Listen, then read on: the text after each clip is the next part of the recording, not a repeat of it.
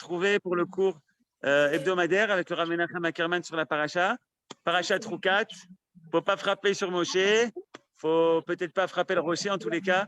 Nous, on est content de se retrouver avec le Rav Ackerman. Bechavod Arav. Toda Rabba, Shalom. Alors, tout d'abord, c'est impossible de ne pas faire référence à ce qu'il y a eu hier soir. J'imagine qu'une grande partie de vous était là-bas. Si vous regarderez sur Arut Sheva, vous verrez, il y a un compte-rendu et c'était vraiment extraordinaire.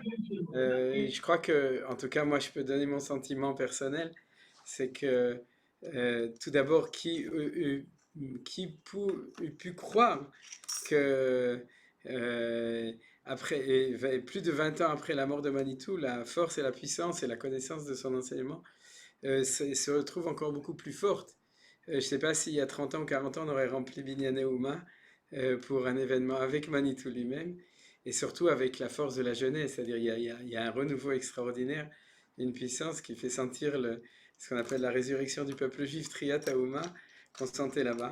Et donc, il ne nous reste plus qu'à espérer, d'abord, Chazak à tous ceux qui ont participé à l'organisation, à espérer que les choses iront uniquement comme ça a l'air, c'est-à-dire en se développant encore de plus en plus, que la Torah de Manitou, qui est une Torah de vie, une Torah d'Eretz Israël, une Torah de normaliout, comme on dit aujourd'hui, quelque chose qui correspond à une normalité du peuple juif se développe et se diffuse de plus en plus. Top. Alors donc on va commencer le cours. Comme d'habitude, il y a pas beaucoup de Hakdashot, mais il y a un petit peu. Si vous voulez rajouter, il n'y a pas de problème. Donc ce qu'il y a, on va le dire. Leilu Nishma Dodati Sarah, Mimorati Ida Ita Betrebi Yeshua Levitider. Et pour la bonne santé Echot Yamim de mon oncle, tonton Martin qui est là. Et Leilu Nishmat Keren Miriam Bat Yoela. Bien que l'année est finie, on peut encore continuer un petit peu. Et Refoua Shlema d'Evelyne Sarabi du Rav Yosef Ben Shushan, qui paraît-il n'est pas très bien, paraît-il, je sais. Alors donc, on va tout de suite, si je vous propose tout de suite de lire les psukim du sujet, vous avez tout de suite deviné que dans notre paracha, l'année dernière on avait parlé du début de la paracha, de la vache rousse. Cette année on continue selon le Seder, selon la suite de la paracha, on va étudier l'histoire de Mem et Riva, les eaux de la discorde. C'est le moment où Moshe Rabbeinu et Aaron ont été condamnés en fait à ne pas rentrer en Eretz Israël à cause de cette histoire de l'eau. Et la suite de la paracha, Bezrat Hashem, si Dieu veut, il y a encore tellement de choses à dire sur la suite que si Dieu veut, l'année prochaine, on parlera de la suite. Top. Alors on va étudier les psukim. Bien entendu, c'est des choses que tout le monde connaît. C'est uniquement l'occasion de reprendre des thèmes et d'essayer de mieux les comprendre. Vayavo bnei Israël kol ha'ida midbartzin b'chodesh harishon vayeshev ha'am bekadesh vatamot sham Miriam vatigaver sham. Donc on sait quand est-ce que c'était. B'chodesh harishon, c'était la 40e année, pour se remettre dans le contexte. On a 40 ans, ça j'en avais parlé l'année dernière, c'est important, où il y a un silence total. 38 ans, où il y a un silence total sur ce qui se passe. C'est-à-dire que Dieu s'est tu au niveau de la prophétie. C'est le premier Rachid de Vaïkra, ça on l'avait vu l'année dernière. Et pendant ces 38 ans, la seule histoire qu'on connaît, et on ne sait pas exactement quand ça s'est passé, c'est l'histoire de Korach. Ça j'en avais parlé l'année dernière aussi à propos de Korach. Pourquoi est-ce que c'est le seul événement? Imaginez-vous le nombre de choses qui se sont passées pendant ces 38 ans. On le sait uniquement par les Massaot, c'est-à-dire que dans Massé, à la fin du livre de Bamidbar, la Torah nous dit Vaïsou Vahanu, Vayachanu, c'est-à-dire ils sont passés de tel endroit à tel endroit. Mais en fait, dans ces 38 ans, on connaît le parcours, on ne sait pas, la Torah nous raconte rien de ce qui s'est passé, sauf l'histoire de Korach. Et maintenant, on arrive à la 40e année, au moment où on rentre en Eretz Israël. Et Vatamot Shamirim et Kever Sham, et Rachidi Kol Haïda, toute la communauté dans son intégrité, qu'à la génération du désert avait totalement disparu, et cela était destiné à vivre. C'est-à-dire que on a ici quelque chose de tout à fait spécifique à partir de maintenant jusqu'à la fin de la Torah. C'est que, à partir de maintenant, nous savons que la génération de qui on parle, quand on dit Béné Israël, on parle uniquement de la génération de ceux qui vont rentrer en Eretz Israël. C'est-à-dire que toute cette génération qui est sortie d'Égypte a disparu, a fini sa carrière, sauf ceux qui, les femmes, les Lévi'im, Yoshua et Kalev, n'ont pas été punis au moment de la faute des explorateurs, mais en tout cas, en tant que génération, toute cette génération est terminée, et ça nous oblige à voir cette lecture de la Torah. C'est ce que je disais, et surtout pour aujourd'hui, pour notre passage et pour les passages de la suite de la paracha, et tout ce qui va venir après, on doit le lire en se disant, c'est pas les mêmes juifs, c'est-à-dire c'est pas les mêmes hébreux, c'est-à-dire c'est pas les hébreux qui sont sortis d'Égypte qui ont connu l'esclavage, c'est ceux qui vont rentrer maintenant en Eretz Israël. Et Myriam meurt, et à ce moment-là, Velo haya ma'im la'ida, veikahalu al Moshe ve'al Aaron. Et il n'y a pas de quoi boire, et ça vous le savez, cette juxtaposition de ces deux psukim que nous apprenons que le Be'er, ce qu'on appelle le Be'er Myriam, c'est-à-dire le puits de Myriam, c'est que on a eu de quoi boire pendant 40 ans grâce au mérite de Myriam. Alors, vous vous souvenez, par le mérite de Myriam, on avait de quoi boire, par le mérite de Moshe Rabbeinu, on avait de quoi manger, et par le mérite de Aaron, on était protégé. On avait le bitachon, la sécurité, c'était les ananekavot, c'était les nuées célestes qui nous protégeaient, et on avait de quoi boire et de quoi manger. Sur cette question spécifique des trois, de Moshe, Aaron et Myriam, et de ces trois miracles, je vous renvoie à Kimitzion de la Parashat Hashavua, de la Parashat de cette semaine. Manitou parle de ça. Donc on ne va pas parler de ça aujourd'hui, mais vous avez compris que c'est le seul pasouk de toute la Torah qui est la source claire de la relation entre chacun de Moshe, Aaron et Myriam et de ces trois miracles. À propos de Aaron, c'est dans la suite de la paracha, mais c'est pas aussi clair. C'est-à-dire qu'il y a marqué qu'il est mort et qu'à ce moment-là, on s'est fait attaquer, donc on comprend que c'est parce que les nuées célestes avaient disparu, mais il n'y a pas marqué qu'il n'y avait plus de nuées célestes. C'est pas marqué clairement. Alors qu'ici, c'est vraiment marqué clairement, donc on comprend très bien le lien de juxtaposition entre les deux choses. On continue. Vayarev Aham Moshe, Vayomru les morts, Velu Gavanu Bigva Achenu Lifne Adonai. Alors Alva est qu'on soit mort avant parce que sans eau, comme dit Rashi, qui se demandait qu'est-ce que c'est que cette histoire de Bigva Achenu Lifne Hashem, et il dit que mourir de soif, c'est la mort la plus horrible. Donc on aurait préféré toute autre mort, mais pas celle-là. Velama evetem et keal Adonai el hamidbar hazeh lamutsham anachnu ubeirenu. Donc vous voyez, ça fait partie des complaintes habituelles. La suite de la paracha va continuer comme ça aussi. On le connaît depuis le début. C'est-à-dire les béné Israël, c'est des râleurs. C'est-à-dire ils n'arrêtent pas de râler. On disait une fois, il y a 20 ans, il y avait un slogan « Je râle pour vous ». Alors, c'est-à-dire donc, c'est ce qui se passe ici. Velama ilita tunu mi Mitzrayim lavi otanu el hamakom hara hazeh lo mekom zera uteena vegefen verimon umaïmaïm lishtot. Donc ça recommence. C'est-à-dire, mais là, c'est beaucoup plus étonnant. Parce que les béné Israël, dans le fond, ils sont déjà près de la frontière. C'est-à-dire, ils savent très bien qu'ils vont finir par rentrer, mais malgré tout, ils n'ont plus la patience et ils disent on veut Zera, Tena, Vegefen, Verimon, tout ce qui est la promesse de Eretz Israël. Zera, c'est bien entendu, c'est culture, c'est l'agriculture du blé et de l'orge, c'est-à-dire de quoi manger du pain. Et Tena, Vegefen, Verimon, c'est les Shivataminim, bien entendu, Chita Osera aussi, les deux. Umaim, Aimishtot, donc on n'a pas de quoi boire, et du coup, rien ne va plus. Vayavo Moshe ve'Aaron mipene akal el petach el moed vaipelu al peneim vaira kevod Adonai aleim. Donc, comme d'habitude, d'ailleurs on le voit, il prie à Kadosh Baruch Hu et Kadosh Baruch Hu se révèle à eux. Vaidaber Adonai el Moshe lemor kach et amate vakel et ha'ida hatta ve'Aaron achicha vedibartem el hasela le'eneim venatan mima ve'otzeta lahem ma'im min hasela ve'ishkita et ha'ida ve'et beira. Donc, de là, on comprend aussi, et ce n'est pas la première fois, qu'il y avait un Sela, il y avait un rocher, un rocher, duquel sortait l'eau, et comme on va le voir, ce n'est pas la première fois c'était juste au moment du passage de la mer Rouge, juste après, où les enfants d'Israël se plaignent, bien entendu, vous savez ce que c'est que d'être dans le désert, imaginez-vous, on ne peut pas tenir plus que 2 heures, 3 heures, 5 heures, une journée si on n'a pas d'eau. Baruch Ata Adonai Eloheinu melech haolam she'akol minyan bidvaro. Ça me donne soif de parler d'eau. Et donc, déjà à ce moment-là, il y avait un Sela, il y avait un rocher, et de nouveau ici, Votet alamai min Sela, vishkita et aida vet beiram, vekar Moshe tamate milifne Adonai kasher tzivao.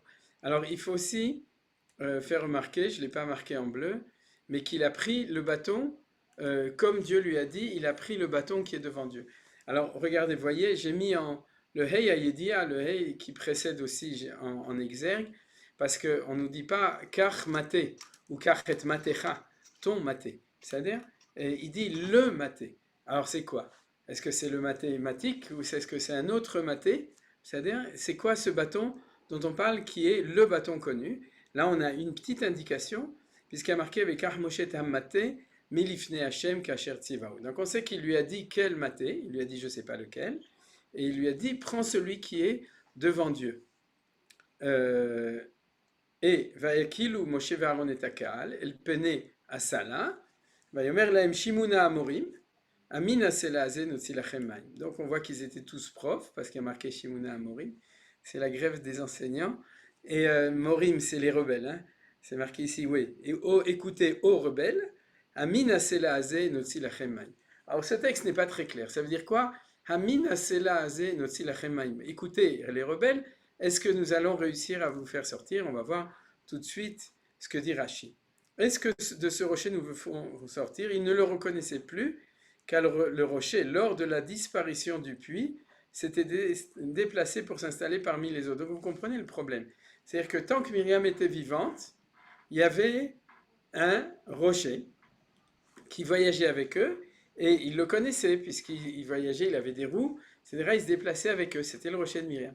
Et quand Myriam est morte, alors ce rocher, il a fait Rolling Stones, et puis il est allé se cacher parmi les autres rochers. C'est-à-dire, lors de la disparition du puits, il s'était déplacé pour s'installer parmi les autres. Et donc c'est là la mevoucha, c'est là le problème. C'est-à-dire que Hachem lui dit, tu vas sortir de l'eau du Sela, et il dit, ok, mais où est-ce qu'il est, ce Sela? Est-ce que c'est là, ou est-ce que c'est là? On ne sait pas très bien où est-ce qu'il est. C'est-à-dire, et les enfants d'Israël leur disaient, qu'importe le rocher d'où vous ferez jaillir de l'eau. C'est-à-dire, il disait à l'israélienne, arrêtez d'être mebalbel et tamoar, il y a plein de pierres, c'est pas grave, prends là une pierre et fais sortir de l'eau, appuie sur le bouton. Pourquoi tu as besoin de retrouver le rocher de Myriam? N'importe quel rocher fera l'affaire.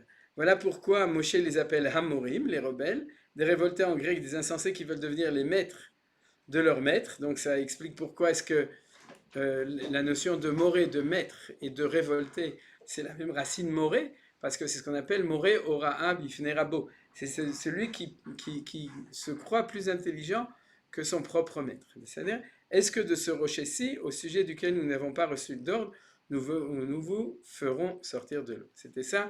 Donc ils étaient belachat. C'est-à-dire, il dit, les Bnei Israël leur dire, allez, vas-y, Moshe, sors-nous de l'eau de ce rocher ou de ce rocher, choisis celui qui te plaît, mais sors-nous de l'eau.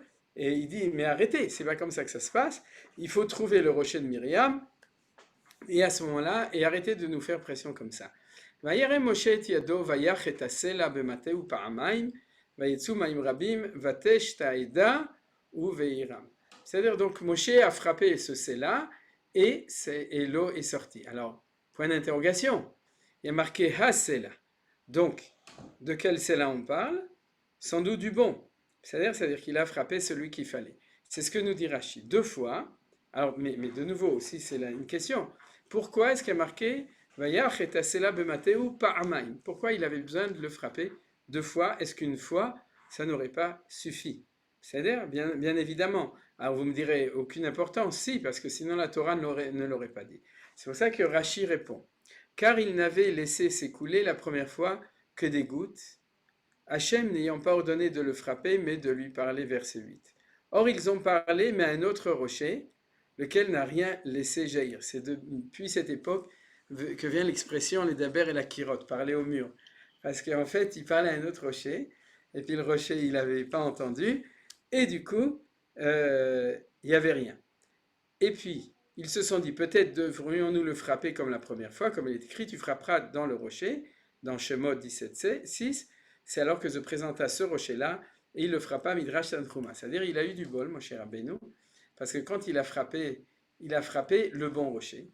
Alors, il a frappé une première fois, il y avait quelques gouttes, bien entendu, ça ne suffisait pas pour abréver toute l'assemblée des enfants d'Israël, plus Behiram, plus les troupeaux, parce que vous imaginez, toute l'eau qu'il faut. C'est vrai qu'il n'y a pas d'agriculture, mais il y a aussi des moutons, il y a des troupeaux, il y a tout ce qu'il faut. Donc, il faut beaucoup d'eau. Et de nouveau, Rashi, vous avez remarqué, Rashi aime beaucoup le Midrash Tanchuma, parce que ces derniers temps, chaque fois qu'on étudie le commentaire de Rashi, on voit que c'est Midrash Tanchuma.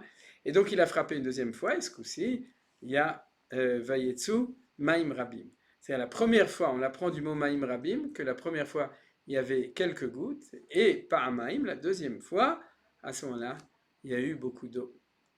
ויאמר אדוני אל משה ואל אהרון, יען לא האמנתם בי, להקדישני לעיני בני ישראל, לכן לא תביאו את הקהל הזה אל הארץ אשר נתתי להם. המה מי מריבה אשר רבו בני ישראל את אדוני ויקדש בם. Donc c'est ça les eaux de la discorde, dans lesquelles les Bnei Israël contestèrent ou se sont disputés avec Hachem, Vayikadesh Bam, et Dieu s'est fait, il a Nikdash, d'accord? C'est-à-dire qu'il a, il a fait, bon, la traduction, on peut la lire, il a fait éclater sa sainteté par ces eaux-là. Alors, qu'est-ce que c'est cette histoire de Vayikadesh Bam? Et la Torah, en fait, vous remarquez, en un mot, en un verset, nous dit tout ce qui s'est passé. Puisque, en tout cas, pourquoi Moshe et Aaron ont été punis? Vayomer Hashem el Moshe, c'est que ce verset vers Aaron, Ya'an lo emantem bi l'akdisheni l'nei Israël, lachen lo tavu et akalazé la res asher natati lahem. C'est fini. La Torah en reparle après, dans la suite du livre de Bamidbar, et de nouveau plusieurs fois dans le livre de Dvarim, on reprend ce thème du fait qu'à cause des Memeriva, des eaux de la discorde, Moshe et Aaron n'ont pas eu la chance, par exemple au début de Vaïtranan, quand Moshe Rabbeinu implore Dieu de pouvoir quand même rentrer dans le pays. Mais au moment de la faute, il n'y a qu'un verset. C'est-à-dire le seul verset où on dit, vous avez fait ce que vous avez fait, vous n'amènerez pas les enfants d'Israël vers la terre que je leur ai donnée. Alors, il y a deux points importants pour comprendre la faute, c'est la notion de Emouna et de Kedusha. C'est-à-dire que Dieu dit pourquoi est-ce qu'ils sont punis. Il dit Ya'an lo emantem bi. Vous n'avez pas eu de la Emouna. Alors c'est déjà très difficile à comprendre, parce que vous imaginez que Moshe et Aaron, ils n'ont pas la Emouna. C'est-à-dire, ils ont perdu la foi. Ouais, c'est-à-dire, Vichy Ceinture, c'était l'autre là-bas, parce que ma foi ne connaît pas. Et c'est-à-dire, donc, c'était, en tout cas, Zéméot caché. C'est très difficile à comprendre. Qu'est-ce que veut nous dire Dieu quand il dit à Moshe et Aaron, Lo emantem bi. Vous n'avez pas cru en moi. Bien sûr qu'ils ont cru en lui. Ils se sont un petit peu énervés. Ils ont dit Amorim. Ils ont frappé le Séla. Mais ça ne s'appelle pas un manque de Emouna a priori. Donc il faut comprendre dans le langage de Hachem et de la Torah qu'est-ce qu'il voulait dire. Et quel est le manque de Emouna? L'Agdisheni l'Enebne Israël. C'est que vous n'avez pas sanctifié mon nom aux yeux des enfants d'Israël. Le fait d'avoir fait ce que vous avez fait, c'est un manque de sanctification du nom de Dieu aux yeux des enfants d'Israël. Ça aussi, c'est difficile. On voit bien qu'il y a un thème de Kiddush Hashem, puisque c'est ce qu'on voit ici, Vaïkadesh Bam, c'est qu'il y a eu un Kiddush Hashem, mais pas un manque de Kiddush Hashem par Moshe et Aaron. Voilà. Donc, si vous voulez, on a posé, il y a très peu de psukim, comme vous avez vu, et on a posé, on pourrait dire, les questions essentielles. Si vous avez encore des questions au niveau de la lecture du Pshat, je vous invite à les poser, comme ça nous permettra d'y répondre si Dieu veut aussi. C'est-à-dire, dans la lecture des psukim, si quelqu'un veut poser une question, il ouvre son micro, no problem. Top. Ben, s'il n'y a pas, on continue. Oui, j'ai une question. D'accord, Dani. Si c'est le Séla de Myriam, pourquoi on dit Ber Myriam? Ou c'est Stam une interpolation? Non, tu as raison, mais je ne pense pas que c'est une question tellement grande. C'est-à-dire que un BR, c'est-à-dire il sort du Séla, en Israël. Hein. En France, les nappes phréatiques, tu creuses la terre, mais en Eretz Israël, c'est-à-dire ça sort. La seule différence, c'est pour ça que dire Séla ou dire BR, c'est les deux choses. On appelle Bémet, On pourrait dire Sela Myriam, Be'er Myriam. Je vois pas tellement de difficultés dessus. La seule différence qui était incroyable, c'est que c'était pas branché à la prise, c'était une source autonome qui sortait de rien du tout. Bon, c'est comme la manne qui était du pain qui venait du ciel. L'eau du puits de Myriam n'était pas liée. Normalement, une source, elle doit être liée donc à la montagne. Et là, c'était une source qui se transportait, qui allait partout et qui sortait de l'eau sans être liée avec un réservoir d'eau. Si on avait ça pour l'essence, je crois qu'on aurait résolu le problème de l'augmentation, mais je ne crois pas qu'on a réussi encore. Tov, Besséder. Donc, ça c'est. Menachem, Oui, Bechavod, Ken. il a écrit, et le peuple chercha querelle à Moïse, et ils parlèrent ainsi que nous sommes-nous morts quand sont morts nos frères et devant. Qui sait de quel frère il parle, de quel Iroua il parle. Oui, la vérité c'est que j'ai pas eu le temps tellement de regarder parce que Rachid dit quelque chose qui est assez étonnant là-bas. Il dit Bédéver, ceux qui sont morts par la lèpre. Or, je ne sais pas de quel événement, surtout par la lèpre. C'est-à-dire, j'ai pas eu le temps de bien regarder, je voulais regarder les commentateurs de Rachid, mais j'ai pas de réponse à ta question, je suis désolé. La seule chose qu'il dit, c'est qu'il exprime le fait que quelle que soit la référence, d'ailleurs Rachid sans doute, c'est ça qui est important, c'est de faire comprendre que la mort par la soif, ou la souffrance de la soif, c'est la souffrance la plus terrible. Donc, on est prêt à tout sauf ça. C'est-à-dire n'importe quoi, si de toute façon on doit mourir, mais pas ça. Alors on continue, on va prendre... Oui, vas-y, Shalom, oui. Pourquoi il fallait retrouver le rocher de Myriam, celui qui a fait sortir de l'eau du rocher de Myriam, mais sortir de l'eau de n'importe quel rocher, quoi. Voilà, alors en fait, ce que tu poses comme question, c'est ce que les enfants d'Israël ont dit. Ils ont dit, qu'est-ce que tu nous embêtes avec le rocher de Myriam? Ouais, ben c'est-à-dire, on ne le retrouve plus, fais-nous sortir d'un autre rocher. C'est-à-dire, c'est ça qu'ils ont dit. Pourquoi tu as besoin de ce rocher? Alors je vais en parler, je vais donner une réponse dans quelques minutes. Il faut reprendre, si vous voulez, la source. C'est le cas de le dire, retourner à la source de vie. C'est la première fois où c'est arrivé dans Shemot chapitre 17. Vous avez vu, on l'avait vu dans Rashi. C'est-à-dire que Rashi avait dit, avait fait référence à ça. Alors regardez, c'est un texte qui est tout à fait parallèle. Vaïsou kol adat ben Israël mimidbar sin lemasem al pi Adonai vechanu birfidim ven maim lishtot ha'am. C'est la première station après, plus ou moins, c'est la première station importante après avoir passé la mer Rouge. C'est-à-dire, il y en a avant, mais disons que c'est la station importante. Vayarev ha'am im Moshe vayomrut nulanu maim venishte vayomer lahem Moshe ma terivun imadi ma tenasun et Adonai. Je passe plus vite parce que c'est uniquement un texte comparatif, donc je vous invite comme d'habitude à lire en français pour ceux qui ont besoin. Vaïtzma shama'am lamaim valenam el Moshe al Moshe vayomer lama ze litanu mitzrim la mitoti vet banai vet miktanai batsama. Vous voyez que on aurait l'impression que c'est du copy-paste. C'est-à-dire, d'ailleurs, c'est important, c'est deux générations différentes, mais tiennent exactement le même langage. C'est-à-dire, c'est la même chose pour qu'on est sorti, pour mourir, etc. Vaïtzak Moshe l'Adonai les morma et c'est la amazé od meat uskaluni. Donc là, c'est même plus grave parce que il voulait voter lapide. Vous avez vu? Od meat uskaluni. Peu s'en faut pour qu'il me lapide. Vayomer Adonai Moshe. C'est la preuve qu'il ne faut pas voter lapide parce que c'est pas une bonne référence. Vayomer Adonai Moshe avor lifnei am vekach itecha mizikne Israël ou matecha sherikita boetayor kach beyatra valarta. Vous voyez que de nouveau la même chose. Hachem lui précise quel maté prendre. Ideni omed lefanecha shama latzur bechorev veikita batzur veyatsu mimeno maim veshata'a vayasken Moshe lene zikne Israël vaikra shem hamakom asa ou meriva. D'ailleurs c'est le même mot meriva comme meriva. Al riv bene Israël val nasotam et Adonai il est mort. Ayesh Adonai bekirbenu imaim. Bon alors la fin c'est un sujet en lui-même, la fin les quelques mots à la fin. Mais vous voyez que quand on fait des études comparatives de différentes parachiotes dans la Torah, ça ici c'est un sujet extrêmement fertile puisqu'on a vraiment la même chose. Alors, on va revenir à la question classique, quelle était la faute des enfants d'Israël? Tout d'abord, le fait que cette faute a été tellement, on pourrait dire, cachée par Akadosh Baruch Hu, puisqu'il le dit de manière tout à fait évasive, il dit c'est-à-dire des Mouna et de Kiddush Hashem, mais il ne dit pas ce qu'ils ont fait exactement. Il y a beaucoup de commentaires. J'ai vu même que l'Ibn Ezra semble penser comme ça. Et j'avais entendu aussi de Rav Moshe une fois, je ne sais plus quel commentateur, qui disait que tous les commentateurs ont fait tellement d'explications différentes sur la faute de Moshe et de Aaron, Et le pauvre Moshe et le pauvre Aaron, ils n'ont fait qu'une seule faute. Il a dit, moi, je ne veux pas donner une faute en plus à Moshe et à Aaron, donc il dit, je ne donnerai pas d'explication. Mais Ibn Ezra, ici, je crois, 6 ou 7 explications différentes de précédents, et il propose son explication. Il faut savoir que le texte est tellement pas clair que c'est la porte ouverte justement à énormément d'explications possibles de cette faute. Et alors ce que je vais faire aujourd'hui, c'est que je vais vous proposer tout simplement l'explication de Rashi et aussi du petit-fils de Rashi, puisqu'ils vont dans le même sens, le Rashbam.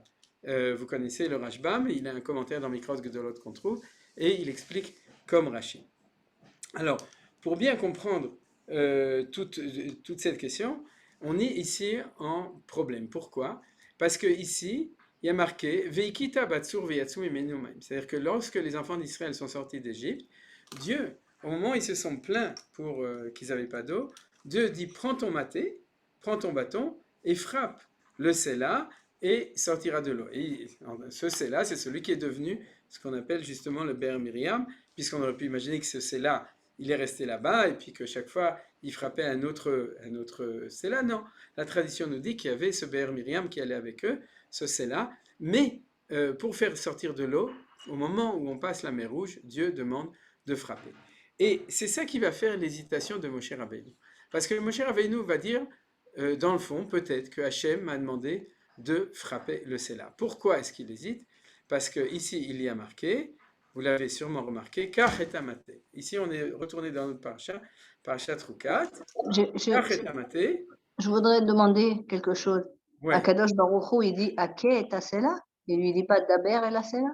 Alors voilà, c'est-à-dire que dans Shemot, il y a marqué quand il sort d'Égypte, et c'est de là que va commencer le commentaire de Rashi, il est marqué Veikita Batsur Veyatsu Mimenu Maim.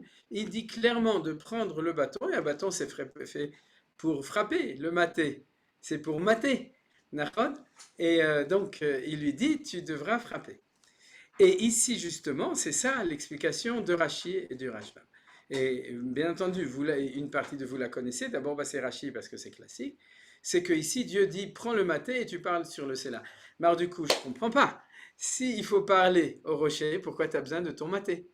C'est-à-dire, car est un maté pour parler. Si jamais c'est pour frapper, il n'y a pas de problème. Si c'est pour parler, tu n'as pas besoin du maté. Or, il y a insistance. Tu prendras le maté, comme je t'ai expliqué, qui était l'Ifne Hachem, qui était devant Hachem. Alors, il y a quelque chose qui n'est pas clair. Et c'est pour ça que Rashi explique au nom de Tanhuma, bon, je ne vais pas le déplacer, on l'a déjà lu, que Rashi a dit que qu'est-ce qu'il a fait, le pauvre Moshe Rabbeinu?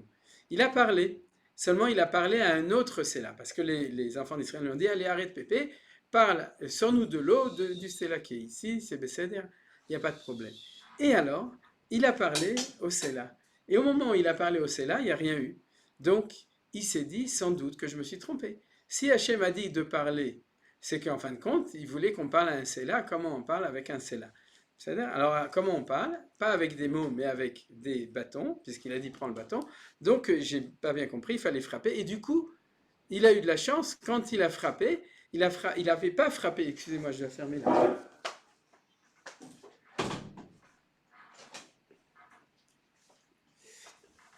Il n'a pas frappé le Séla à qui il avait parlé, il a frappé le bon, celui de Myriam, et donc c'est comme ça que l'eau est sortie. Alors, l'explication de Rashi et du Rashbam, c'est justement ça, c'est-à-dire que Dieu a dit clairement, vous devez parler, alors qu'à l'époque, il avait dit qu'il fallait frapper. Regardez, Rashi le dit 2 fois, il le dit cette première fois, on l'a déjà lu, Hachem n'ayant pas ordonné le frapper, de lui parler. Je précise, comme je l'ai dit, qu'il y a énormément de commentateurs, et beaucoup n'acceptent pas cette explication, ils disent non, pour Dieu parler à un Séla, c'est le frapper. Mais c'est le point, c'est la lecture de Rashi et du Rashbam. Et bien entendu, c'est le Midrash Tanhuma, donc c'est la lecture traditionnelle du Midrash. Et regardez ici, pour me sanctifier ce Rashi, parce qu'on a dit qu'il fallait expliquer cette notion de Kiddush Hashem, c'est-à-dire Liya'an lo emantem bi, le'akdisheni le'ene bene Israël, de me sanctifier aux yeux des enfants d'Israël. Et Rashi, du coup, continue sur cette lancée de cette idée de frapper. Car si vous aviez parlé au rocher et qu'il eût fait jaillir de l'eau, j'aurais été sanctifié aux yeux de la communauté qui ne serait pas dit, si ce rocher qui ne parle, qui se serait dit, pardon, si ce rocher qui ne parle ni n'entend ni n'a besoin de nourriture exécute l'ordre de Hachem, à plus forte raison nous incombe-t-il de le faire. C'est-à-dire qu'il y a ce qu'on appelle un Kal Vachomer, et Rachid dit Kal Vachomer. C'est-à-dire que le Kiddush Hachem qui aurait eu, c'est comme ça. C'est que les gens auraient dit, si un rocher qui n'a pas de vie, c'est du minéral, quand on lui parle, il exécute, il écoute, et il exécute ce que Hachem demande, nous, à plus forte raison, quand Dieu nous parle, on doit exécuter ou faire. Exécuter, c'est un petit peu mortel comme traduction française, mais on doit faire entendre Shema Israël, on doit entendre et réaliser la parole de Dieu. C'est-à-dire, c'était ça. Alors là, on comprend pourquoi c'est du Kiddush Hashem. C'est-à-dire le Kiddush Hashem, c'est de comprendre comment la force de la parole peut même faire pleurer des pierres, c'est-à-dire, puisqu'elle a réussi à faire sortir de l'eau d'une pierre, donc à plus forte raison que la parole peut et capable aussi, nous devons être capables d'écouter. Alors c'est à partir de ce Rashi-là que je vais vous donner le développement d'aujourd'hui. C'est quoi? C'est que les enfants d'Israël, quand ils sont sortis d'Égypte, ils étaient à un niveau humain extrêmement bas. Pourquoi? Pas par leur faute, parce qu'ils étaient des esclaves qui venaient sortir d'esclavage. Et un esclave, il a l'habitude qu'on lui parle avec un bâton.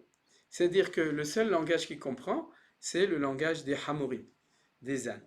Et les ânes aussi, quand on veut les faire avancer, en général, il ne faut pas leur parler, il faut leur expliquer les choses clairement avec un maté. Malheureusement, l'exil, la maladie de l'exil, c'est de ne comprendre que le langage de la violence, le langage des coups. C'est-à-dire, pour ceux qui étudient la psychologie, ils savent que c'est un problème très grave chez des enfants, adolescents, qui réagissent en général avec violence, parce que c'est le seul langage par lequel, ou bien qu'ils ont connu, ou bien par lequel ils sentent qu'ils peuvent s'exprimer. Acting out, c'est-à-dire l'incapacité d'exprimer les choses par la parole, mais les exprimer par les mains, par la violence. Et quand on parle de sociologie historique des enfants d'Israël, les enfants d'Israël ont reçu des coups pendant des dizaines et des dizaines d'années, et donc ils ne comprenaient pas un autre langage que le langage des coups. Donc Dieu dit, si jamais tu veux qu'ils sortent de l'eau, du Séla, au moment où ils passent la mer Rouge, à ce moment-là, il faut parler au Séla le même parole que la parole qu'eux puissent comprendre à leur niveau. Mais quel est le rôle des 40 ans dans le désert?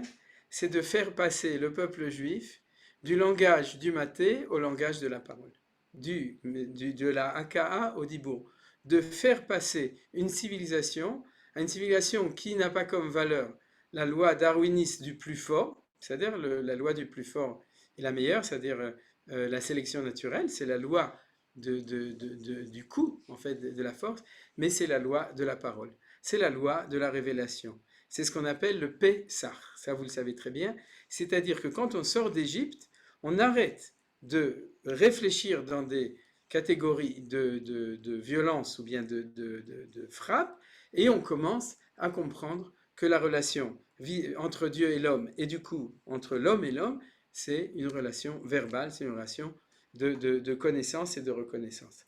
Alors, ça commence par le niveau humain, parce que l'homme, contrairement à l'animal, dans la Torah on appelle l'homme le Hay Amedaber, c'est-à-dire l'être vivant parce qu'il parle, parce qu'il tient un langage. Vous savez, c'est-à-dire on n'est ni l'homo sapiens, ni etc. On est le Hay Amedaber, c'est-à-dire on est être vivant parce que on est capable de communiquer par le langage. Et puis bien entendu ensuite, on arrive au niveau d'au-dessus, qui est marqué ici dans Yeshayahu, c'est le prophète. C'est quoi le prophète? C'est celui qui parle le langage divin. Pas le langage humain, mais le langage divin. Et on appelle ça le Navi. Pourquoi? Et parce que dans Yeshayahu, on nous dit la racine du mot Navi, Boré Niv Sefatay. Celui qui a créé la parole fruit des lèvres. C'est-à-dire le Niv, qui veut dire dialecte en hébreu moderne, mais en fait l'expression des lèvres, c'est la notion du Navi. Le Navi, on l'a étudié plein de fois, le mot Navi, c'est un niveau d'expression humaine. C'est-à-dire, il y a le Médaber et il y a le Navi. Alors, c'est ça, en fait, le processus de 40 ans dans le désert. On passe 40 ans dans le désert pour réussir à passer de la condition d'esclave à la condition d'homme libre. Et l'homme libre, c'est celui qui est capable d'entendre et de parler. Les daber velishmoa. Donc, en fin de compte, qu'est-ce qui se passe? C'est que lorsque Moshe Rabbeinu frappe en se disant peut-être, c'est-à-dire lorsque Moshe Rabbeinu frappe le rocher, au lieu de lui parler en se disant peut-être que la Hanaga, la manière dont Dieu veut que je me conduise vis-à-vis des enfants d'Israël, peut-être que c'est la même que celle du moment où on est sorti d'Égypte, vous savez ce qu'on appelle? C'est une régression. C'est-à-dire que Moshe Rabbeinu se dit, en fin de compte, cette nouvelle génération qui va entrer en Israël, ils ne comprennent rien d'autre que le langage que ceux qui sont sortis d'Égypte. Alors vous me direz, mais comment c'est possible que Moshe Rabbeinu, qui lui est le Hayam Medaber, puisqu'il est le prophète par excellence, alors oui, c'est un problème. Mais le problème essentiel des choses, c'est que, dans le fond, il n'a pas réussi, avec cette nouvelle génération, à intégrer tout ce progrès qui s'est fait. Je dirais comme ça. Moshe Rabbeinu a réussi à amener la génération qui est sortie d'Égypte de la Haka'a, du coup à la parole. C'est-à-dire les 10 paroles, les 40 ans dans le désert, etc. Cette génération qui était celle qui va avec Moshe Rabbeinu. Le problème, c'est qu'on est dans une nouvelle génération. Et dans cette nouvelle génération, c'est une autre génération. Elle est différente. Vous remarquez, ils ont une qualité des tsabarim. C'est quoi? C'est la chutzpah. Shimuna Amorim, c'est quoi un moré, comme dit Rashi? C'est celui qui est sûr qu'il a plus raison que son maître. C'est que l'élève croit que c'est lui le maître, et le fils croit que c'est lui le père ou la mère ou la fille. C'est-à-dire, ça c'est ce qu'on appelle chutzpah isge. Et Moshe Rabbeinu, quand il se trouve devant cette nouvelle génération, n'est plus capable de continuer son projet qui est celui de passer du Makkah au Dibour. Et puisqu'il frappe, il n'a pas fait Kiddush Hashem, il a manqué la possibilité de transmettre le message de la parole, et à ce moment-là, Akadosh Baruch Hu lui dit, eh bien puisque c'est comme ça, tu n'es pas celui qui pourra faire entrer les enfants d'Israël en Israël. Oui, Michel. Il faut que tu ouvres ton micro. Mais en fait, il y avait de quoi se tromper. Parce que si on voit bien la première réflexion des Bnei Israël quand ils sont sortis d'Égypte et qu'il n'y avait pas après 3 jours de l'eau, qu'est-ce qu'ils ont dit? Pourquoi tu nous as fait sortir d'Égypte et mourir il nous manque de l'eau? Et aujourd'hui, en fait, cette nouvelle génération a les mêmes paroles, a la même ta'ana. Alors, Moshe dit, en fait, on n'a pas changé. Voilà. Moshe dit, en fait, on n'a pas changé. Et vous savez, c'est des problèmes d'éducation. C'est-à-dire que l'idée, c'est que Moshe Rabbeinu a été puni parce qu'il n'était pas la personne et Aaron pour s'occuper de cette nouvelle génération, alors qu'il était la personne pour s'occuper de l'ancienne génération. Comment on le voit, c'est qu'en fin de compte, on ne se comprend plus. C'est-à-dire, et tu as exactement exprimé les choses. Quand un rav ou un enseignant ou un père de la génération d'avant entend chez un enfant quelque chose qui n'exprime que, en fin de compte, l'expression du fait que c'est une autre génération, et il lui dit non, tu n'es pas une autre génération, tu es la même chose que la génération d'avant quand ils sont sortis d'Égypte. Eh bien non, c'est pas vrai. On le verra l'année prochaine, Bezrat Hashem, dans la suite de la paracha, c'est plus la même chose et c'est normal. La génération d'Égypte, c'est la génération qui sort d'esclavage et c'est celle des Tsabarim qui sont nés dans le désert et qui va être capable de conquérir le pays d'Israël. On a fait déjà plein de shiurim qui parlent des différents éléments de tout ça. Mais maintenant, on voit cet élément, c'est-à-dire, il faut savoir aussi, la Torah ne nous a pas raconté pourquoi Moshe a été puni, parce qu'en fin de compte, il n'y a pas de faute. C'est-à-dire, il n'y a pas de faute. Il y a le fait, par constatation, qu'une nouvelle génération a besoin d'un nouveau manig, et ce manig, ça va être Yoshua ben Nun, et ça va être Eleazar ben Aaron à Cohen. Le fils, vous voyez, c'est la suite de la paracha, prends tes habits et mets-les sur Eleazar et investis-le, parce que Eleazar est le Cohen d'entrée en Israël, et Yoshua ben Nun est le dirigeant de l'entrée en Israël. C'est l'élève de Moshe Rabbeinu. Moshe Kipnei Chamav, Yoshua Kipnei Levana, c'est-à-dire qu'il est le reflet, comme la lune par rapport au soleil, de toute la lumière de la Torah de Moshe Rabbeinu, Torah de Moshe, et de la Hanaga, de la Malchut, c'est-à-dire la manière de diriger du peuple de Moshe Rabbeinu, mais c'est un drame, c'est vrai, c'est un drame. La question, c'est pourquoi Hachem leur a pas fait une petite réduction pour les laisser rentrer comme ça. Ça, c'est les Midrashim au début va être Hanan qui en parle. Parce que Moshe Rabbeinu dit, laisse-moi rentrer, même comme un papillon, même comme un truc, etc. Juste laisse-moi rentrer en Eretz Israël. C'est-à-dire, alors ça, c'est un autre problème. Pourquoi est-ce qu'il ne les laisse pas rentrer au moment où il les met à la retraite? C'est-à-dire que ce soit une retraite au flambeau. Mais pourquoi est-ce que non? Ça, c'est une autre question. Mais, et puis pour les manigim, c'est jamais la même chose. C'est-à-dire que on peut pas, d'ailleurs, c'est tous les midrashim qui parlent de ça. C'est-à-dire, d'ailleurs, le midrash dit qu'en fin de compte, c'est Moshe Rabbeinu lui-même qui l'a dit qu'il pouvait pas. C'est-à-dire qu'il a essayé et il n'a pas pu. Et il pouvait pas. Donc en fait, il est solidaire de sa génération. Le seul problème, la seule difficulté, c'est qu'il fait partie de sa génération qui ne rentre pas, mais pas à cause de la même faute. Et c'est ça qu'on veut dire, et c'est ça que dit Rashi. Regardez, Rashi le dit très clairement ici. Ya'an lo ementem bi lakdisheni le'bnei Israël lachen lo taviu et haka'al hazeh. Puisque vous n'avez pas cru en moi. Le texte nous révèle que s'il n'y avait pas eu cet unique péché, il serait rentré en Eretz Israël. Il n'aurait pas fallu en effet que l'on pût dire à leur sujet, le péché commis par Moshe et Aaron est aussi grave que celui du reste de la génération du désert à laquelle était interdite l'entrée dans le pays. Donc les Chazal, nos sages, nous font clairement comprendre que la faute de Moshe et de Aaron, d'ailleurs qui est répétée après ça chaque fois, pour qu'on ne pense pas qu'ils ont fauté dans la faute des explorateurs ou qu'ils étaient à la madriga au niveau de cette génération qui ne voulait pas rentrer à cause de la faute des explorateurs. Moshe et Aaron, c'est Moshe et Aaron.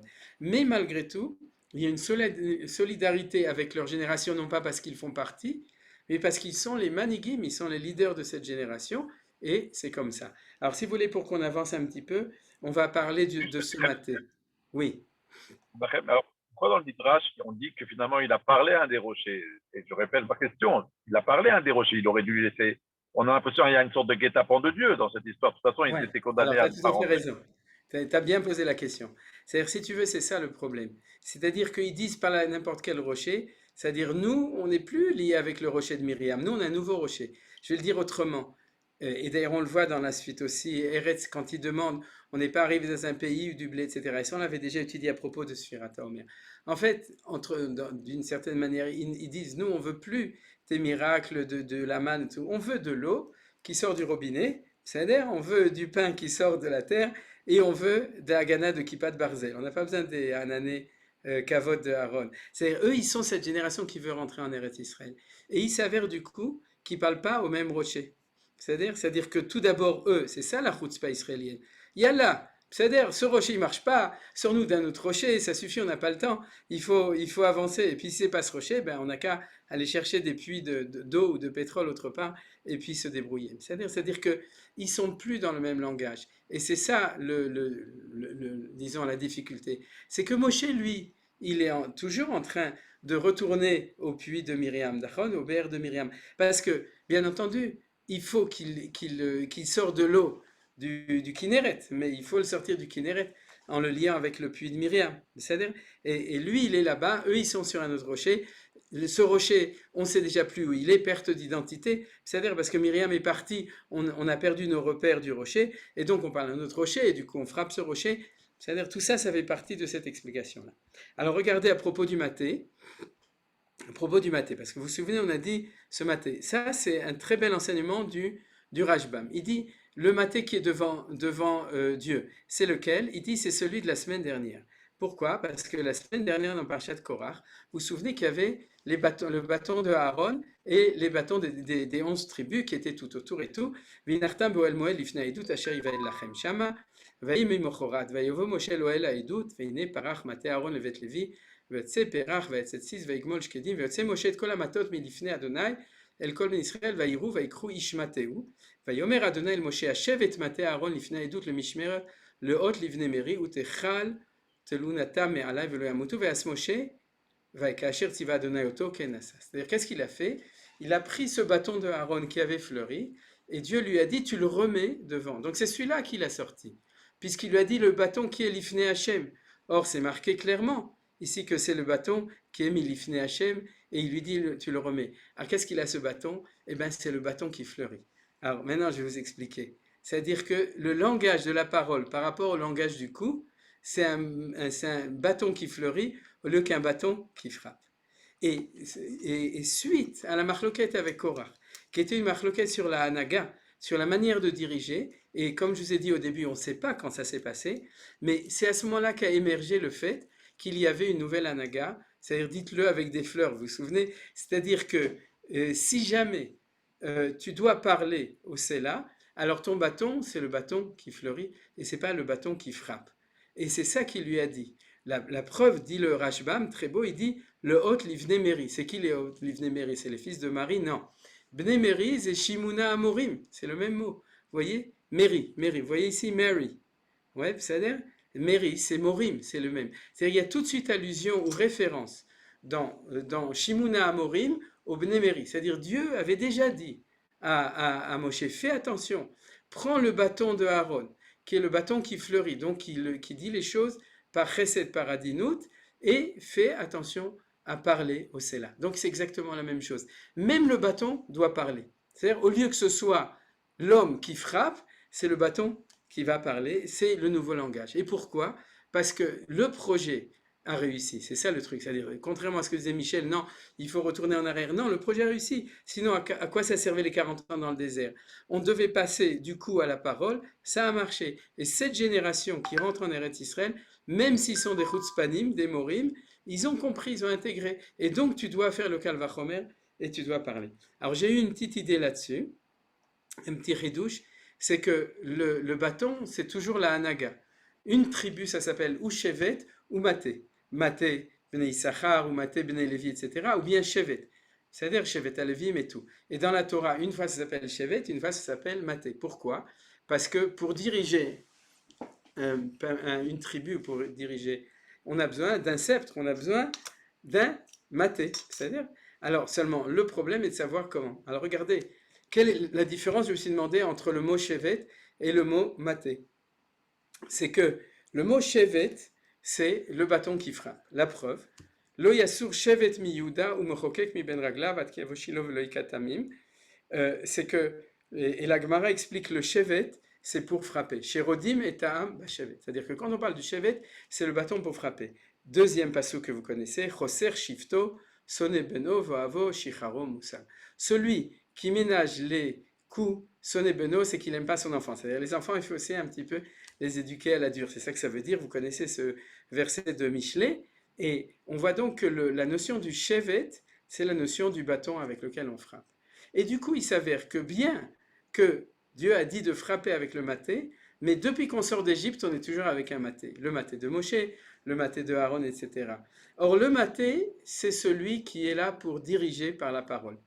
C'est-à-dire, et c'est ça ce Hey dia du maté qui est devant Hachem. La preuve, l'otate yaminusmo. Le maté, c'est pour celui qui oriente, qui dirige. C'est pas celui qui frappe. Le chevet frappe et le maté oriente. Et c'est ça, cette symbolique du fait qu'il a fleuri et qui vient avec la parole. Celui qui parle, il est là pour orienter. Donc il montre qu'il y a la force exécutive et qu'il y a le bâton. Mais c'est le bâton du dirigeant et pas le bâton de celui qui frappe avec son bâton.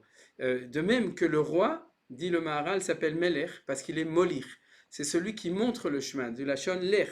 Le maté, c'est lachon lehatot, c'est-à-dire celui qui va nous donner la direction. C'est la même chose. Donc un maté, c'est une tribu, un melech, c'est celui qui dirige la tribu, le melech, c'est le molir, mais on a la même chose avec les deux. C'est-à-dire, alors, je crois qu'en français, si on pouvait résumer là, on dirait que le chevet est pour maté. C'est-à-dire, le chevet. Par contre, le maté, c'est pas pour maté.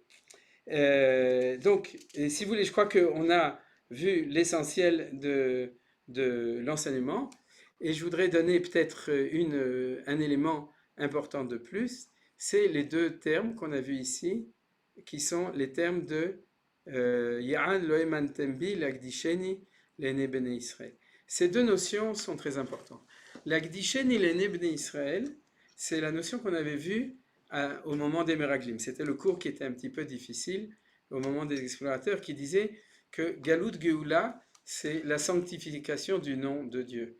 Et si Moshe et Aaron n'ont pas sanctifié le nom de Dieu aux yeux des enfants d'Israël, ce que Dieu veut dire, c'est que vous n'êtes pas aptes à réaliser cette deuxième stade de la Géoula. C'est-à-dire vous qui avez réussi à sortir les enfants d'Israël d'Égypte. Et là-bas on voit, dans Parashat Bo, etc., qu'il y a Kiyudush Hashem, qui est la sanctification du nom. Maintenant, il faut continuer. C'est pas si grave, parce que vous n'avez pas fait Chilul Hashem aux yeux des nations. Vous vous souvenez, c'était ça le problème au moment des explorateurs. Ici, c'est un petit Chilul Hashem, parce que c'est les Bnei Israël, c'est-à-dire Dieu le précise. Et il n'a pas marqué Ya'an loïk mantami le'akdisheni. Marqué le'akdisheni Bnei Israël. Donc, c'était pas si grave. Mais ce qui veut dire, c'est que vous n'êtes plus les yeux des Bnei Israël pour réaliser la sanctification du nom divin au moment par le fait de pouvoir entrer en Eretz Israël. C'est ça le langage codé qui est marqué ici. Si vous comprenez pourquoi Dieu ne veut pas dire la faute, parce qu'il n'y a pas de vraie faute. Il y a une inaptitude qui est un drame dans le fond, parce que c'est le problème des générations. Manitou, il parle des Dorot, mais un des problèmes essentiels dont parle Manitou, c'est la difficulté de passer d'une génération à l'autre. Alors il y a aussi, c'est le drame un petit peu de Moshe et Aaron, qu'on voit ici, et c'est cette notion de l'Agdisheni. Et même le mot Eman Tembi, c'est très important. Je l'avais déjà dit plusieurs fois, mais je vous appelle à vérifier dans les Chamishachum chez Torah combien de fois la notion de Emuna apparaît. Elle apparaît toujours au même moment, elle apparaît au moment de la Géoula. Et ça, c'est le cours de Manitou que nous connaissons tous au début de Vaera, c'est que la Emuna, c'est pas la foi en Dieu, la Emuna, c'est la fidélité de celui qui promet de réaliser cette promesse. C'est-à-dire El Melech Ne'eman. Ne'eman, ça ne veut pas dire dans qui on croit, c'est le Dieu qui est fidèle à sa promesse. C'est pas qui est fidèle à ce qu'il dit, mais que quand il promet quelque chose, il va réaliser sa promesse. Et la fidélité de réalisation, c'est toujours au moment de la Géoula. C'est-à-dire, il y a des Géoulot pratiot, personnelles des personnes, comme la promesse que Hachem fait à Avram, qu'il aura des enfants, qu'il recevra la terre, etc. Mais notre émouna à nous, la émouna du peuple juif, c'est que si Dieu a ou amar velo yaaseh, velo ikimenu, c'est-à-dire s'il a promis, il va le réaliser. Alors ça, c'est un thème essentiel, comme vous savez, de Manitou, de la capacité de voir la réalisation quand elle arrive, pour ceux qui sont dans le temps de réalisation, et de croire dans la promesse quand elle n'est pas encore en train d'arriver. Mais le mot émouna apparaît dans Parashat Shlach à propos des explorateurs, ici à propos de Moshe et Aaron, et Vaimunu Bachem ou Moshe Avdo au moment de Kriyat Yam-Souf. Toujours dans le même thème. C'est-à-dire que les explorateurs ont fauté parce qu'ils ne croyaient pas que Dieu voulait et pouvait réaliser cette promesse.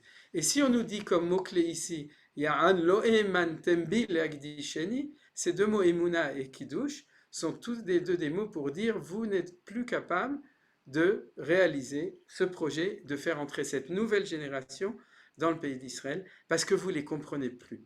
Pour vous, c'est des morim, alors qu'en fin de compte, c'est une génération extraordinaire de ceux qui ont l'impatience de réaliser les choses. Ils n'ont pas le temps, il faut le faire, il faut avancer. Et comme vous ne comprenez pas, au lieu de leur parler leur langage, vous régressez en revenant au langage du maquet, de la maca, du fait de frapper, alors que vous avez très bien compris que c'est pas comme ça qu'il faut leur parler. Alors je vois que Baruch Hashem, on a plus ou moins fini le cours. Je voudrais dire 2 points importants pour terminer, et pour ça j'ai même plus besoin du texte. Le premier point, c'est que Danny avait parlé du BRH El Miriam. Vous savez où est-ce qu'il est le BRH El Miriam? Il se trouve dans le Kinneret. Je l'avais déjà cité. Non seulement il se trouve dans le Kinneret, mais il y a dans les écrits du Hari Akadosh, du Harizal, Rabbi Chaim Vital, qui raconte qu'il a demandé au Harizal, il lui a dit, vous savez qu'il se promenait toujours par là-bas, à Tveria, à Tzfat, etc.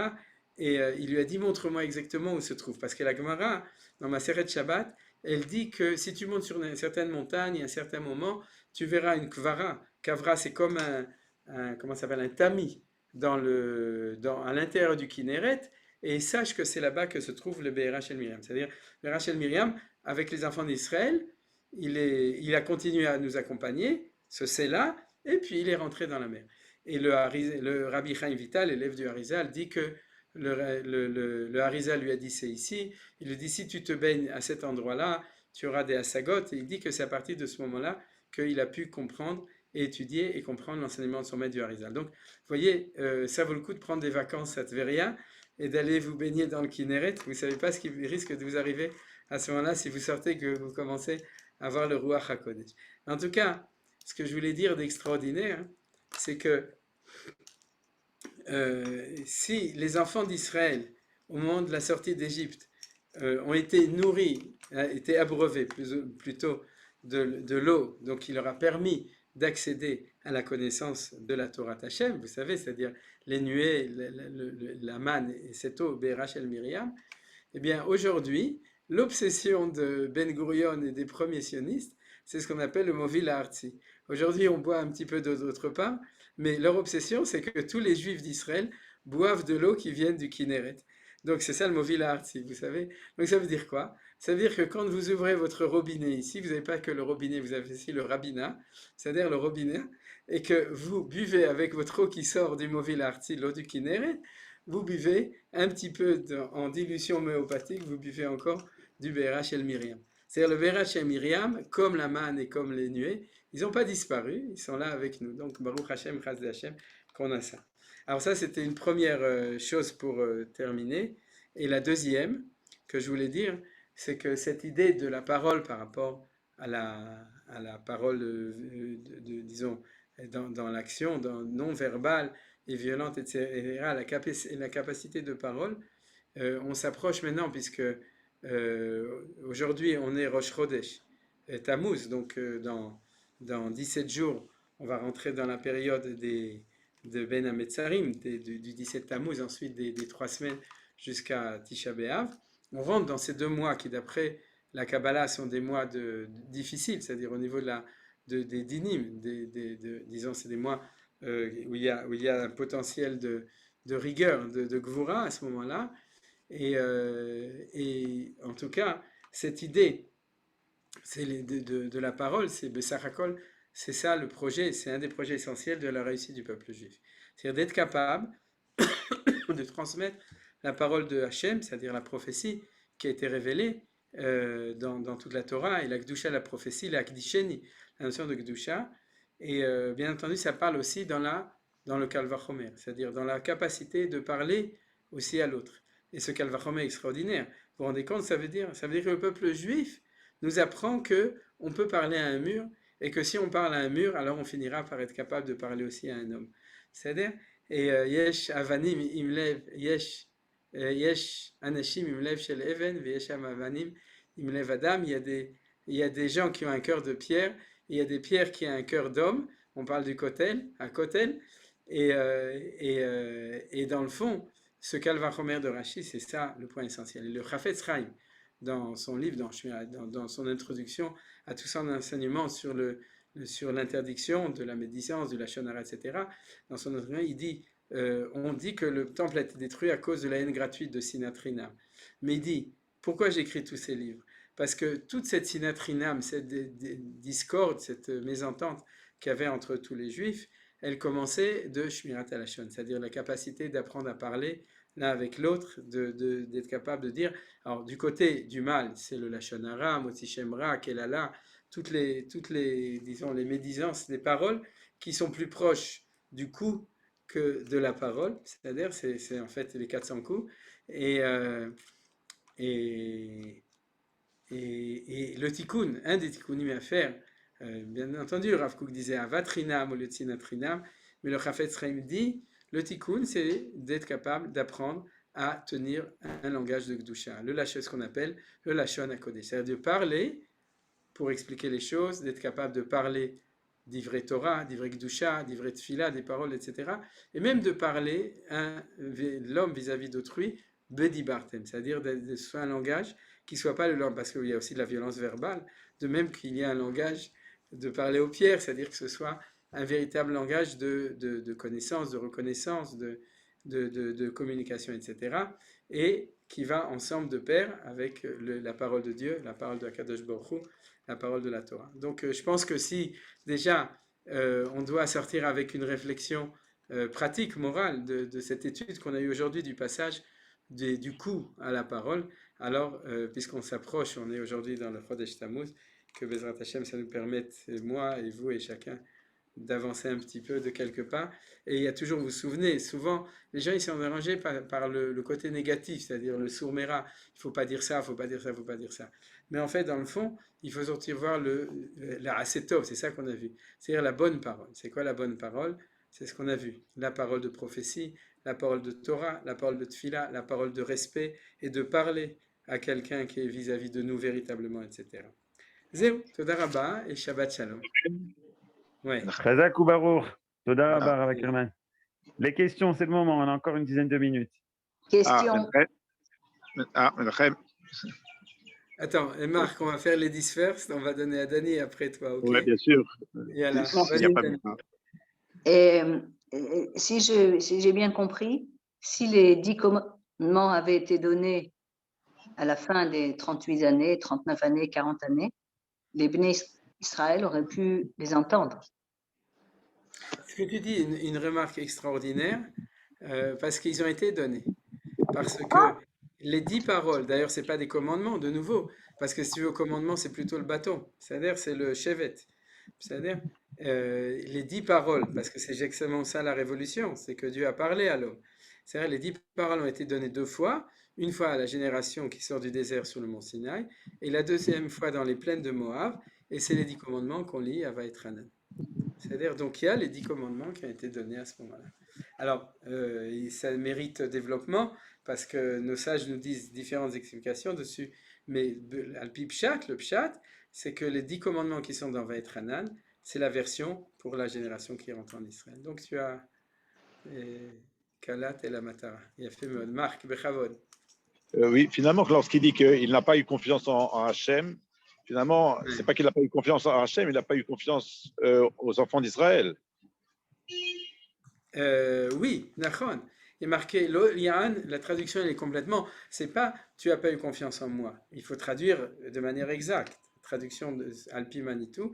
Yan lo emantem bi, vous n'avez pas permis aux enfants d'Israël de voir la réalisation de la promesse que moi j'avais donnée. C'est-à-dire l'Agdisheni les Bnei Israël.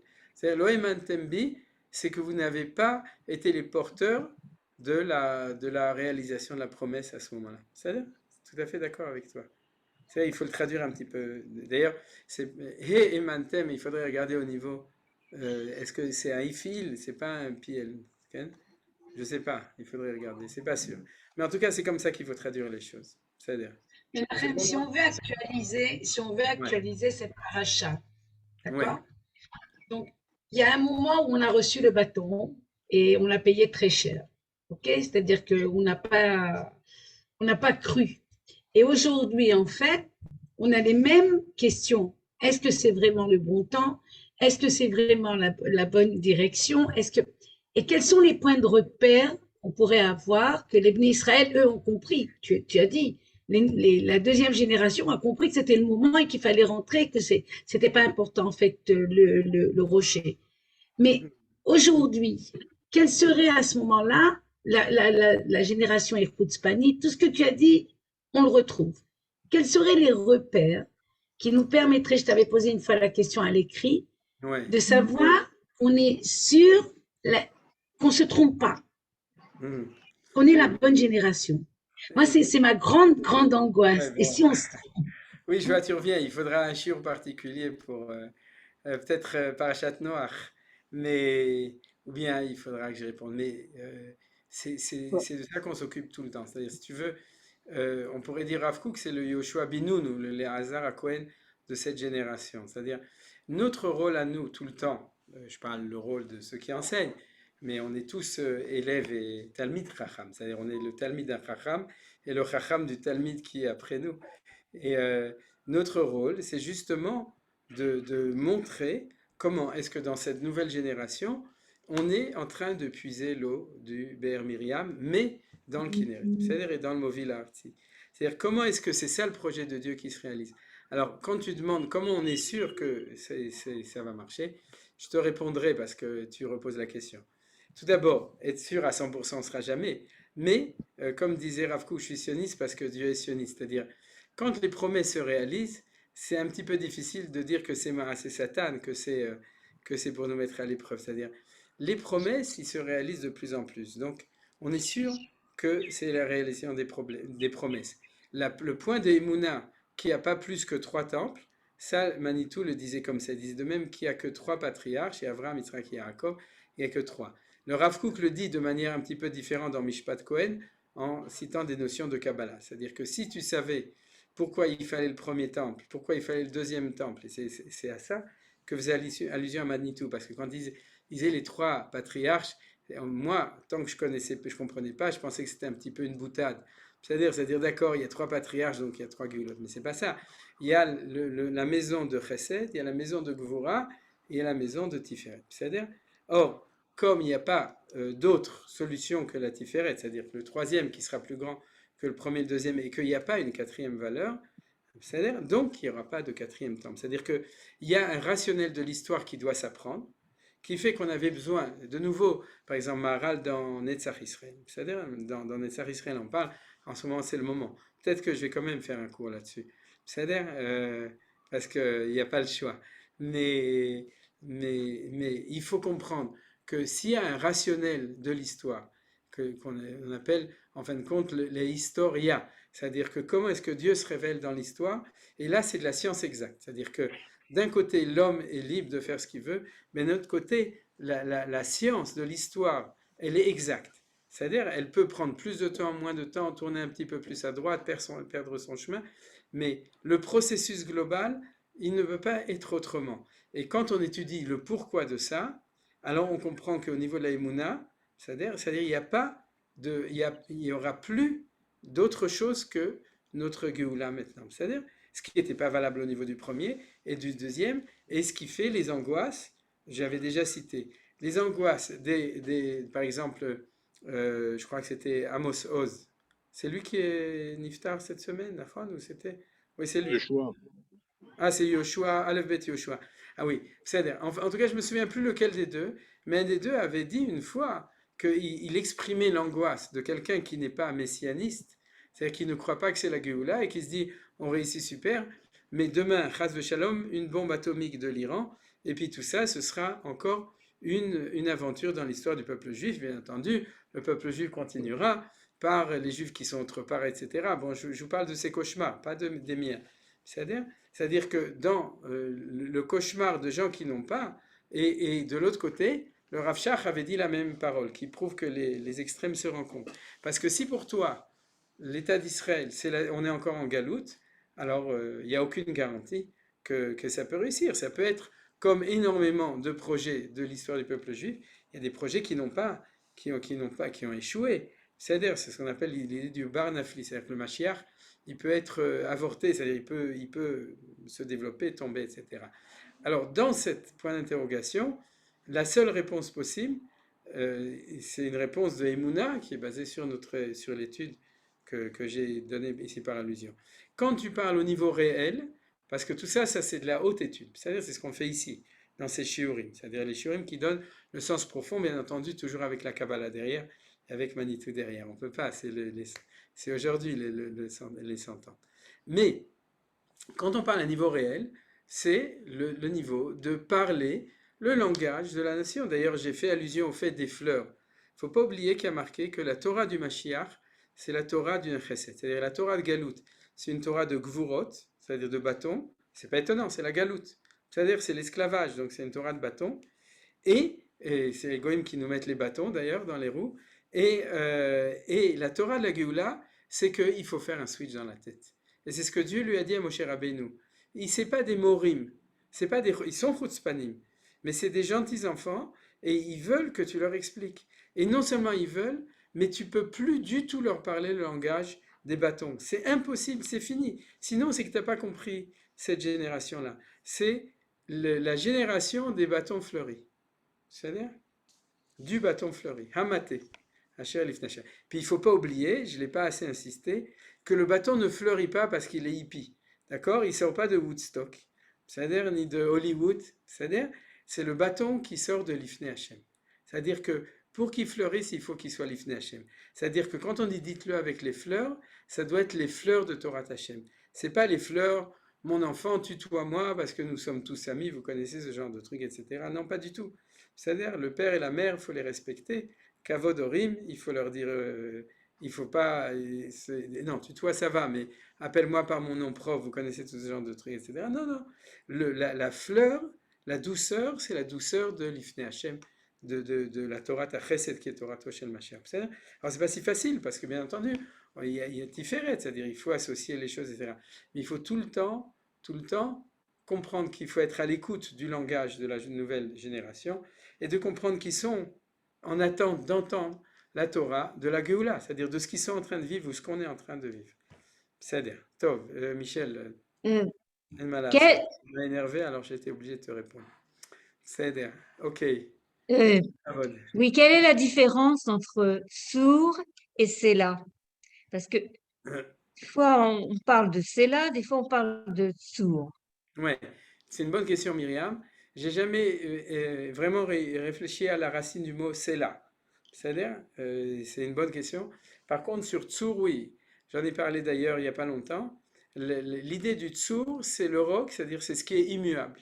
C'est-à-dire, c'est pour ça que dans la déclaration, il y a marqué Tsur, Israël Vegoalo, et que dans la Torah, à chaque fois qu'on veut parler de Dieu en tant que celui qui traverse tous les temps, mais qui reste la valeur absolue qui traverse toutes les tempêtes, alors on l'appelle le Tsur, par exemple, spécialement dans la paracha de Azinu. Tsur yeletra teshiva tishkach el chol elecha, etc. Atsur tamim poalo ki chol deracha mishpat. Dans la paracha de Azinu, tu regarderas, il y a plein de fois le mot Tsur pour parler de Dieu. C'est-à-dire, c'est celui qui est au-delà de tous les trucs, c'est la permanence, parce qu'un roc, il est incassable. Par contre, je dirais, suite à ta question, que le Séla de Myriam, c'est juste le contraire. C'est-à-dire, c'est le Séla qui voyage avec nous, qui sort l'eau qu'il faut à chaque endroit. La preuve, c'est qu'il est même arrivé sur le Kinneret. C'est-à-dire, puisque c'est celui qui est suffisamment dynamique pour ne pas être obligé de rester dans un endroit spécial. Donc, il faut pas. Le Tsur, c'est le roc, et le Séla, je ne sais pas comment on peut dire. D'accord. Dans les Teilim, Ouais. à la fin de certains Teilim, c'est marqué Séla. Avec un hey à la fin, pas avec un aïn. Ah, d'accord. Donc, c'est pas là, c'est autre part. C'est-à-dire, Johan, il est pressé. Est-ce que quelqu'un a une question importante? Et sinon, on s'arrête. Donc, alors, on n'a plus le droit de poser de questions. Shabbat Shalom. Et Bezrat Hashem, on se retrouve